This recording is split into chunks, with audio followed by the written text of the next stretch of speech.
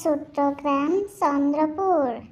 চারদিকে ধান ক্ষেত, পুকুর আরো কাঁচা মাটির রাস্তায় থাকতো কৃষক হরিপদ ঘোষ ও তার একমাত্র ছেলে মিঠুন। ও ছিলেন খুব শান্ত স্বভাবের মানুষ। ভোরে উঠে মাঠে যেতেন, যেত ক্ষেতগুলো কেমন আছে, আরও এসে পুকুর পাড়ে বসে অল্প বিশ্রাম নিতেন। পাড়ে বসে তার মাঠের কথা চিন্তা করতেন। পুকুর পাড়ে বসে পাখির গান শুনত।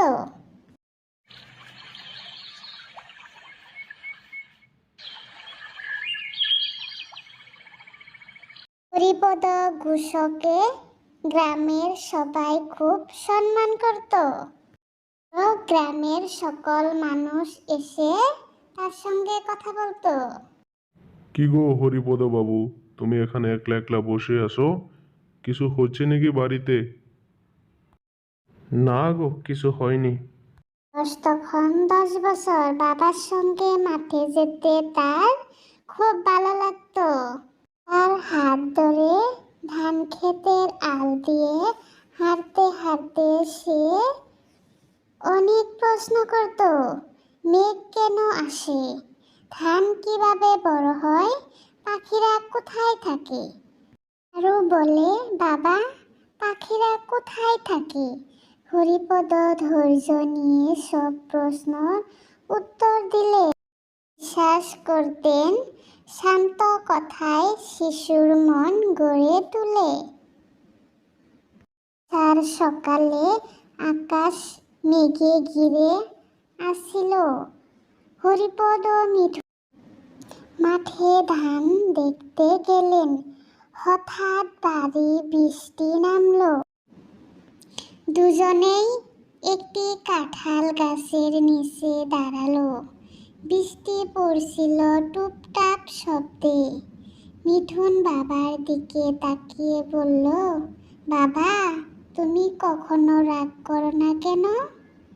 হরিপদ হালকা হাসলেন, বললেন, বাবা, রাগ করলে মন ভারী হয়ে যায় রে। শান্ত থাকলে মন পরিষ্কার থাকে, যেমন বৃষ্টির পর আকাশ পরিষ্কার হয়। এই কথাটা মিঠুনের মনে গেঁথে গেল। কয়েকদিন পর মিঠুন স্কুল থেকে মন খারাপ করে বাড়ি ফিরল। বন্ধুরা তাকে নিয়ে হাসাহাসি করেছে।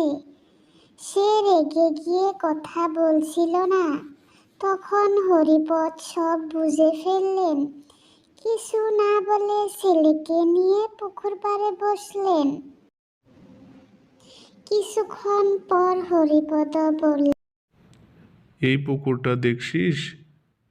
কেউ ঢিল ছুঁড়লে ঘোলা হয়, কিন্তু একটু পরে আবার পরিষ্কার হয়ে যায়। মনও ঠিক তেমন। মিঠুন চুপচাপ বাবার কথাগুলো শুনল। তার রাগ ধীরে ধীরে কমে গেল। আরও সে মনে মনে ভাবল, মানুষের কথায় মন খারাপ করতে নেই।